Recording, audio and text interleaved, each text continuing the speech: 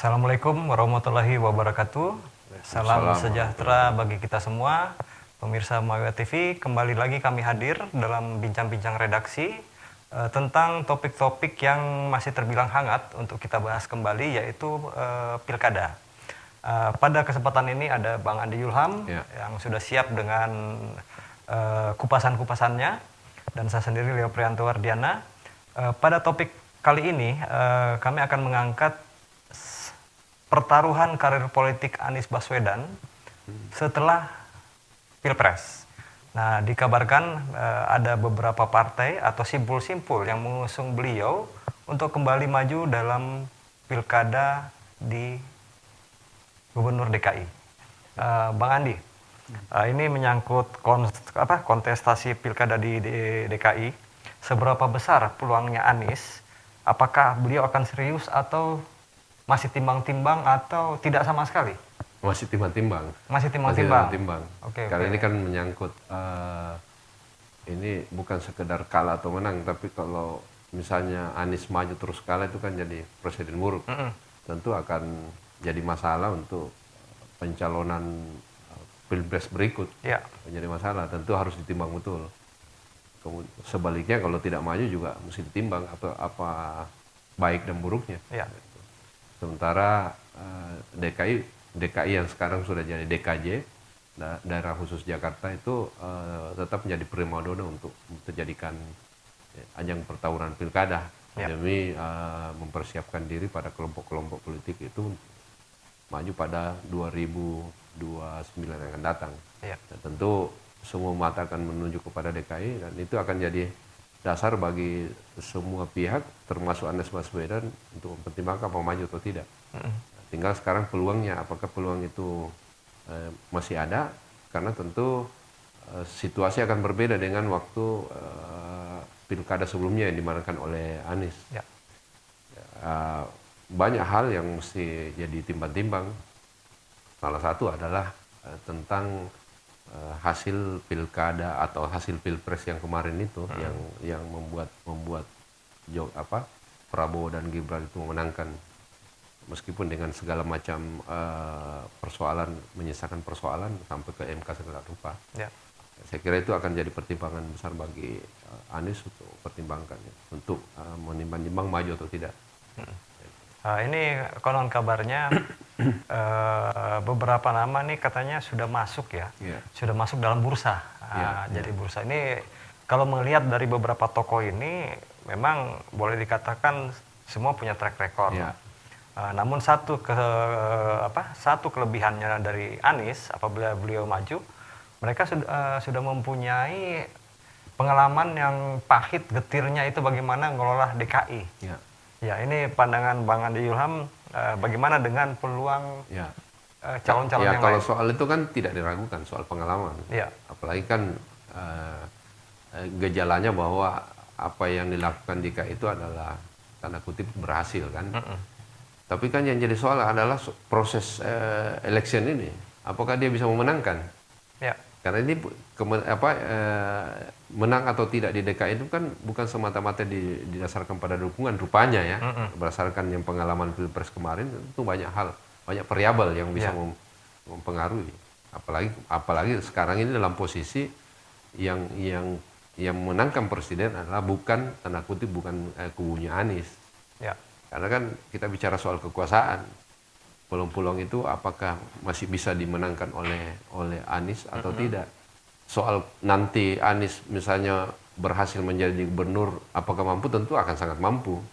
Bahkan akan sangat menguntungkan posisi Anies untuk di DKI itu jika dia berhasil menduduki posisi itu. Sekarang pertimbangannya soal strategi politik, bukan soal kinerja atau soal pengalaman. Nah, itu saya kira.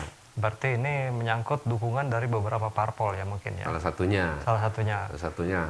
Beberapa parpol kan yang kita tahu sekarang ini kan antara maju mundur kan. Ya mungkin ya seperti PKS masih besar sekali peluangnya untuk bahkan PKS pun kabarnya sudah memberikan sinyal yang cukup kuat. Itu. Karena Tapi di satu sisi juga ternyata mereka juga punya calon ya. Ini PKS ya kalau kita bicara ya masalah kalau masuk PKS kan kemungkinan besar kan dipasangkan dengan Anies. Katakanlah punya calon ya kemungkinan PKS memajukan pasangan untuk wakil. Ya, betul. Kemungkinan ya. Ya kayak sebut-sebut kan seperti Mardhani Alisera kan sudah sebut-sebut juga sebagai wakil. Tapi kan tentu kalau ada partai lain misalnya mau maju, apakah juga mau mengusung nama juga kan? Nah, belum soal PD juga ada peluangnya. Ya. Karena sudah saling lempar sinyal sudah dilakukan oleh antara Puan dengan Anies. Ya, Puan mengatakan bahwa Anies menarik juga kan. Belum candaan ya, ini candaan politik Kaisang menyebut saya mau maju dengan Anies. Nah itu kan meskipun candaan kan bisa dimaknai sebagai sebuah strategi politik yang mungkin bisa saja itu mungkin, belum sinyal-sinyal seperti pertemuan antara Ridwan Kamil dengan Anies Baswedan. Nah, itu mengangkat atau memberi sinyal-sinyal bahwa memang Anies sedang pertimbangkan untuk maju. Nah, kira-kira begitu. Pertanyaannya, apa sih untung ruginya bagi Anies? Karena sebagian pendukungnya tidak semua pendukung Anies Baswedan setuju kalau Anies maju sebagai pilgub. Ada yang mengatakan, buat apa maju? Ini kan Anies ini kan kelasnya sudah nasional, masa diturunkan lagi pada lokal? Itu satu hal. Tapi ada pertimbangan lain juga bahwa ya kalau Anies tidak maju, terus panggungnya nanti untuk menjelang 2029 itu apa? Itu. Nah, untuk pilpres. Untuk pilpres. Karena kalau pilpres itu kita tidak bisa mengukur sekarang. Popularitas sekarang boleh tinggi, tapi kalau jelang itu kan kita tidak tahu. Apa yang terjadi? Terutama bagi lawan-lawannya Anies misalnya. Kita tidak tahu siapa tokoh yang muncul. Kita tidak tahu apa ada peristiwa seru lain yang tiba-tiba muncul jelang itu. Nah, kalau tidak terpelihara dengan basis jabatan tertentu, itu akan mempersulit. Contohnya Anies sendiri, kenapa dia sangat populer waktu jelang Pilpres 2024? Karena mainannya, tanda kutip mainannya DKI itu cukup bagus. Artinya banyak sekali kegiatan atau bahkan prestasi yang dilakukan Anies itu yang memang menjadi konsumsi publik. Contohnya misalnya Transjakarta, MRT, terus Jaklingko, terus pembuatan trotoar. Hari-hari itu jadi konsumsi publik melalui pemberitaan media. Nah, media juga menarik. Terakhir soal ini balap listrik itu. Nah, itu memang mengangkat. Nah, itulah alasan kenapa Anies begitu populer jelang 2024. Nah, ini juga akan jadi pertimbangan. Sekarang kalau tidak ada kegiatan seperti itu, apa yang menjadi dasar bagi Anies untuk menjaga ritme popularitasnya tetap tinggi. Sementara kita tahu Anies kalau berdasarkan 2024 kemarin tidak cukup memadai dari segi sumber daya keuangan. Tentu benar. dia harus mendorong kemampuan pribadinya dalam membuat prestasi. Ya kalau tidak ada DKI berprestasi di mana? Kecuali seandainya dia menteri. Kalau dia menteri bisa saja gitu. Kalau misalnya beliau dilamar jadi menteri, itu kan mungkin sangat dia pertimbangkan sekali ya. Hampir tidak mungkin. Oke. Nah, ini sepertinya nih kendaraan politik, bukan kendaraan ya sebenarnya, posisi Anies dalam menyikapi peluang ini ternyata karir politik itu lebih melicinkan jalan ya daripada di karir pendidikan. Kalau kita berbicara masalah background beliau kan di pendidikan sebenarnya. Namun karir politik ternyata lebih memuluskan peluang beliau untuk maju ke. Kalaupun di pendidikan juga tetap juga bisa jadi loncatan politik juga. Katakanlah kemarin di waktu dia menjabat sebagai Menteri Pendidikan kan dia punya program yang sangat populer, Indonesia Mengajar. Justru itu salah satu batu loncatan yang sangat mungkin bisa membawa Anies menjadi calon presiden terkuat. Tapi kan terjaga tanda kutip, akhirnya kan diberhentikan, program itu berhenti, padahal itu sangat populer. Jadi soal pendidikan, soal gubernur itu batu loncatan untuk mencapai karir politik tertentu yang lebih tinggi. Nah, tentu kan lawan-lawannya kan membaca itu sebagai sebuah batu-batu yang justru dilihat sebagai berbahaya. Makanya nanti harus dipotong. Termasuk DKI. DKI mau dipotong tapi kan agak sulit. Kenapa DKI? Karena punya otoritas sendiri. Salah satunya adalah undang-undang otonomi daerah kan. Ya. Dia tidak banyak bisa dicampuri oleh pemerintah pusat. Seandainya bilang ada peluang untuk menjegal, pasti dijegal. Ya, contohnya kan penjegal di kasus hukum juga ada upaya itu. Ya, tidak bisa dipungkiri bahwa itu ada upaya itu. Terlepas bahwa itu tidak terbukti, itu tentu strategi politik bisa dimaknai bahwa bukan sekedar memenangkan calonnya, tapi bagaimana membuat lawan itu supaya tidak begitu populer. Ya. Nah, kembali ke pertanyaan tadi, pendidikan mau hukum, kayak Prabowo kan dia di pertahanan. Jadi prestasi di pertahanan itu yang dijadikan batu loncatan untuk mencapai karir politik tertentu. Ya. Intinya harus ada panggung. Intinya harus panggung. Jadi istilahnya DKI ini tetap menjadi barometer yang seksi untuk jadi batu loncatan ke pilpres tahun depan. Karena jadi gubernur DKI itu sangat banyak yang bisa dilakukan. Kenapa banyak bisa dilakukan? Karena Kenapa sangat banyak bisa dilakukan DKI? Karena terutama di samping sebagai ibu kota, dia APBN-nya luar biasa besar. Bisa sampai sudah besar APBD-nya, ruang lingkup untuk melakukan pekerjaan itu banyak sekali.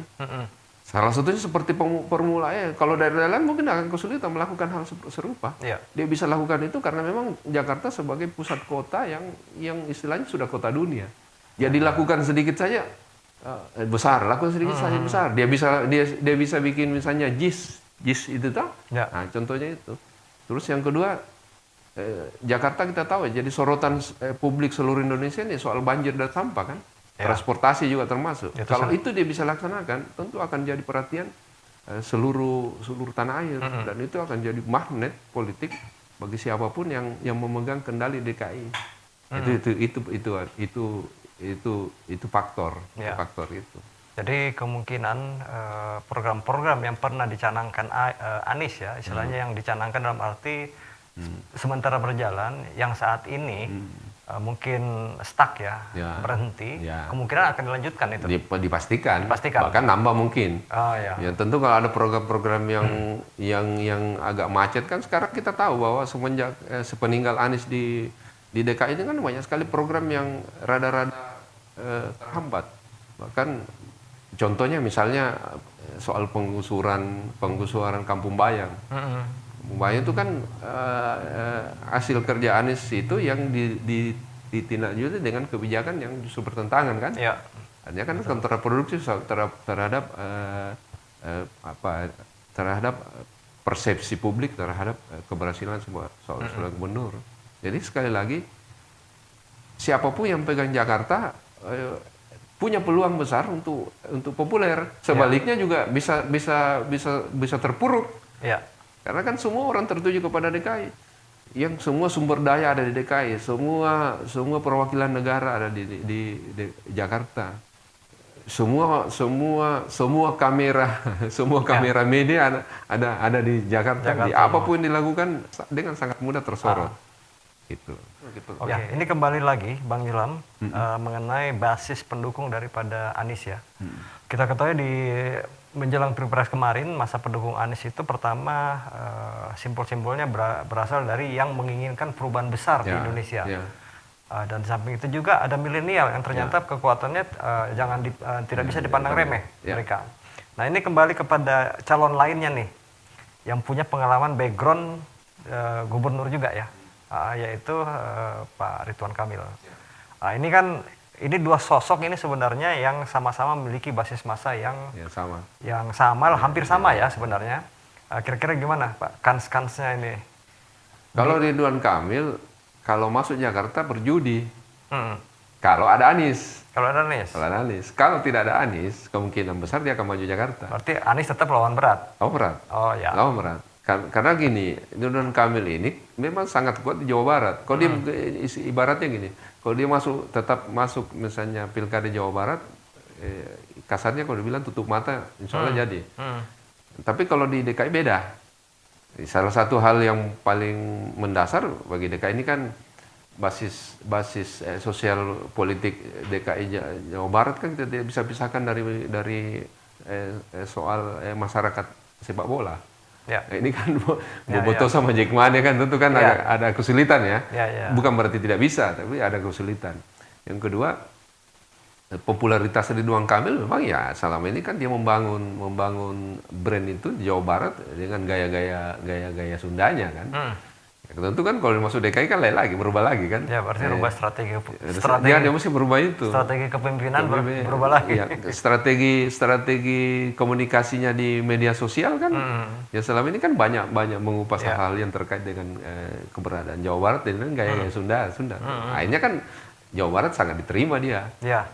Apalagi dia berprestasi ya, pernah punya jabatan misalnya wali kota, gubernur, apalagi dia incumbent misalnya.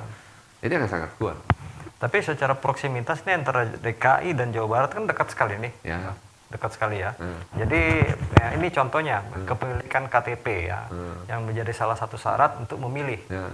Saya rasa banyak juga warga-warga dari Jawa Barat, entah Jawa Timur, Jawa Tengah, yang memiliki KTP di Jakarta gitu kan. Jadi ini gimana Kak? Mengenai dari sisi ini ya, dari sisi proksimitas kedaerahan yang memang dekat ya. Iya, tentu kan kalau betul itu bahwa ada, tapi saya rasa juga tidak signifikan karena kan kita tahu bahwa para penduduk migran yang ada di Jakarta dan Jabodetabek itu meskipun tinggal di Jakarta banyak masih memiliki KTP daerah masing-masing, apalagi Jawa Barat. Apalagi Jawa Barat kan misalnya dari Bandung, orang Bandung saya tinggal di Jakarta, Jandu tetap dia KTP-nya Jakarta, Bandung. Kemudian ya tentu banyak penduduk. Kan ini kan di Jakarta ini kita tidak bisa melihat penduduk, kita tidak bisa menghitung penduduk musiman. Yang kita lihat adalah yang mempunyai hak pilih. Nah, hak pilih itu tentu akan lebih bagus kita menilainya dari jumlah penduduk yang ada. Nah, kemudian anggaplah misalnya ada daerah lain, ada warga lain, katakanlah Jawa Timur, Jawa Tengah, yang akhirnya ber-KTP penduduk Jakarta, tentu peluang untuk merubah pikiran ke daerahnya tadi itu bisa berubah. Bisa saja misalnya kalau dia bisa menikmati kelebihan-kelebihan yang dilakukan Anies pada periode kemarin, ya bisa saja mempengaruhi itu. Tapi ini sekali lagi ini kan analisanya, sebab nanti pada pilkada ini berubah dengan periode kemarin, dipastikan berubah, petanya berubah. Kita tidak tahu siapa akan maju, siapa yang akan menjadi penantang, misalnya Anies maju, siapa yang akan menjadi penantang.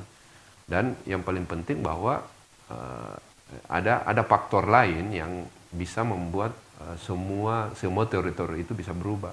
Salah satunya ya soal siapa penguasa ya, siapa yang karena kemarin sudah membuktikan bahwa penguasa itu rupanya menentukan, itu untuk soal kemenangan. Apalagi bicara DKI kemarin berdasarkan hasil Pilpres kan bukan Anies yang menang. Yang menangnya justru Prabowo Gibran kan. Nah ini kan jadi tanda tanya. Jadi ada apa? Apakah memang mayoritas masyarakat DKI tidak menerima Anies? Kan kita mesti ditanda tanya. Nah, itu yang mesti jadi pertimbangan Anies apakah maju atau tidak. Karena kalau maju tentu kalau menang tentu menguntungkan, tapi kalau kalah itu akan jadi otomatis jadi sangat buruk. Jadi memang ini sebuah peluangnya Anies sebenarnya ada. Tapi pertaruhan karirnya high risk, risiko tinggi. Kalau maju, semuanya maju relatif ringan karena kalau anggaplah PKS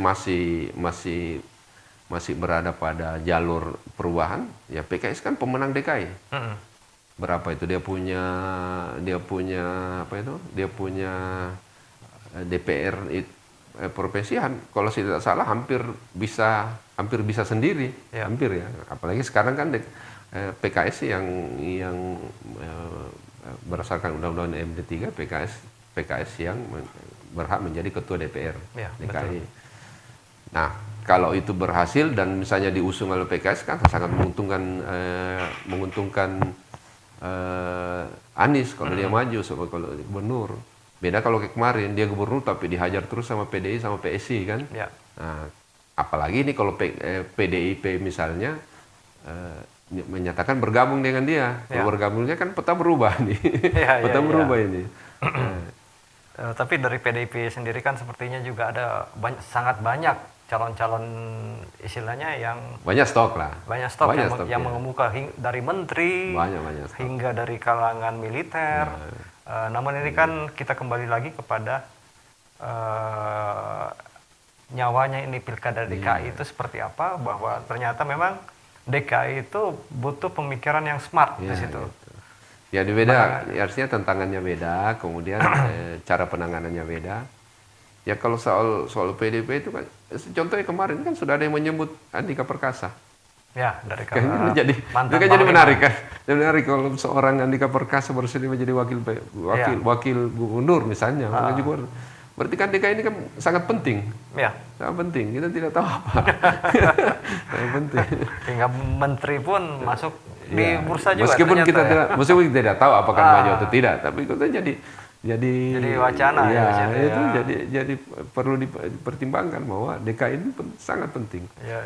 Belum soal kepentingan para oligar yang ada di sekeliling DKI dan sekitarnya. Ya. Tentu kepentingan bisnisnya besar sekali untuk membuat DKJ ini dipimpin oleh orang yang bisa tanda kutip bisa diatur. Kan semua pusat-pusat bisnis, pusat kegiatan ekonomi para konglomerat kan ada di Jakarta. Ya. Nah tentu mereka berkepentingan untuk membuat supaya jangan orang yang tanda kutip berseberangan dengan dia. Nah itu juga poinnya. Kenapa DKI jadi rame? Iya. Nah ini jadi pertanyaan juga nih. Ini kita agak sedikit keluar dari kontestasi pilkada DKI mengenai IKN. IKN sendiri kan sampai saat ini konon kabarnya itu belum memperoleh investor dari asing ya. Asing belum. Ini kabarnya ya. Tapi memang belum. Belum ya. Iya. Kompom itu. Namun kalau Jakarta istilahnya biarpun istilahnya apa ya, itu sudah antri ya. Nah ini gimana ini rebutan peluang investor ini untuk IKN dengan DKI? Ya tinggal tergantung para stakeholder yang ada sekarang itu di IKN itu bisa nggak nih memenuhi keinginannya untuk meyakinkan para investor, terutama soal tanda kutip ambisi Jokowi itu segera mewujudkan IKN itu dalam waktu secepatnya. Contohnya ya melaksanakan upacara 17 Agustus ya di sana. Itu kan poin Jokowi itu memberikan keyakinan pada para investor untuk bisa maju itu. Nah, tapi kan ya kita tidak tahu karena kan Jokowi segera berakhir masanya. Pertanyaannya kan apakah Prabowo melanjutkan atau tidak kan? Itu kan jadi tanda tanya. Tidak jaminan mau Prabowo melaksanakan. Katakanlah tetap disetujui tapi belum tentu dalam timeline yang diinginkan oleh Jokowi. Misalnya harus selesai tahun ini, harus selesai tahun depan. Belum tentu. Siapa tahu tetap setuju tapi dia mau laksanakan 5 tahun yang datang, 10 tahun yang datang. Karena gitu. Nah, ini juga masih misteri ya. Misterinya begini. Sangat. Anies misalnya. Nah, itu dia. Dalam posisi punya peluang untuk maju DKI dan karena sangat besar. Apakah di sini akan terjadi rekonsiliasi ya? Entah dari pemerintahan yang baru ini dari Prabowo Gibran dengan Pak Anies yang misalnya dalam posisi kan punya besar. Bisa saja kan kita tidak tahu. Prabowo pun kan kita tidak tahu ini sejauh mana dia tanda kutip kesetiaannya terhadap Jokowi. Kalau dia misalnya dilantik sebentar kan, kita tidak tahu. Kan bisa saja nanti kan berubah, namanya politik dan politisi kan. Nah Pak Anies tentu ya punya peluang kalau dia jadi katakanlah jadi gubernur dari sisi Jokowi tentu akan merugikan karena kan tentu dianggap sebagai orang yang bertentangan dengan kebijakan-kebijakan politik Jokowi. Tapi kalau Prabowo masih 50-50, kenapa? Jangan sampai misalnya di kepala Prabowo justru sebaliknya punya, meskipun kemarin dia berada di kubu keberlanjutan, jangan-jangan dia punya sebenarnya diam-diam dia punya visi perubahan juga. Ya. Nah, untuk mengetahui itu ada atau tidaknya kan tidak menunggu pada penyusunan kabinet dan pelantikannya pada Oktober mendatang. Oke, Nah, itu saya kira itu juga yang hitungan tadi itu mengapa DKI jadi sangat penting karena itu akan sangat berpengaruh dengan soal keberlanjutan IKN. Dan ini semua menyangkut politik nasional secara keseluruhan. DKJ itu bukan hanya soal DKJ, tapi ini menyangkut politik secara keseluruhan. Ya. Apalagi kan sekarang kan soal iya atau tidak kita bilang 50-50 kan sampai sekarang kan Kepresnya belum berani diterbitkan oleh Jokowi untuk menyatakan bahwa IKN sebagai ibu kota negara. Meskipun undang-undangnya sudah menyatakan, undang-undang sudah dirubah, tapi kan mesti ditindaklanjuti dari Kepres. Malah Jokowi menyatakan ya kita berikan kepada Prabowo untuk menerbitkan. Ini kan jadi tanda tanya. Berarti tugas berat buat pemerintahan yang sekarang ini. Yang akan belum lagi kita bicara kawasan aglomerasi itu kan yang antara berapa itu Jabodetabek pas Cianjur dan lain-lain jadi kawasan bisnis yang konon akan diberikan kepada wakil presiden. Ini kan jadi semua tanda tanya. Nah kalau misalnya Anies berhasil menduduki kembali sebagai gubernur Jakarta, banyak rencana-rencana pemerintahan Jokowi yang bakal buyar. Buyar bukan bubar. Tapi kalau misalnya ternyata Prabowo tidak tidak terlalu sama dan sebangun dengan visi dan pikiran-pikiran Jokowi, itu untuk mudah-mudahan ada yang Kang Leo tadi sebut rekonsiliasi. Saya kira begitu. Oke, Kang. Ini memang menarik ya. DKI ternyata tetap menjadi barometer, batu loncatan untuk karir politik siapapun yang ada di situ. Siapapun ada di situ. Dan pemilihan Pilpres kemarin itu merupakan sejarah ya. Meskipun carut-marutnya tuh sempat mengemuka di mana-mana, tapi tetap jadi sejarah. Dan DKI kedepannya masih misteri. Jadi misterinya apa? Kita belum tahu. Karena pertarungan atau istilahnya sejarah perjalanannya masih sangat panjang. Masih banyak variabel variabel X masih banyak sekali, pemirsa. Dan kita menunggu saja hasilnya seperti apa nanti dari pilkada ibu kota Jakarta. Kalaupun nanti hasilnya melahirkan beberapa calon-calon yang istilahnya yang mengemuka saat ini, mungkin itulah semesta yang menentukan seleksi alamnya. Oke, baik pemirsa. Kami Redaksi Mayo TV insya Allah akan kembali hadir lagi di pertemuan berikutnya, dan topik kali ini mungkin waktu masih kurang untuk kita bahas. Namun nanti waktu kita bahas lagi. Namun intinya Jakarta masih misteri untuk pertarungan pilkada Pilgub. Demikian. Saya Leo Prantowardiana dan Bang Andi Julham mohon pamit dari hadapan pemirsa. Wassalamualaikum warahmatullahi wabarakatuh. Waalaikumsalam warahmatullahi wabarakatuh.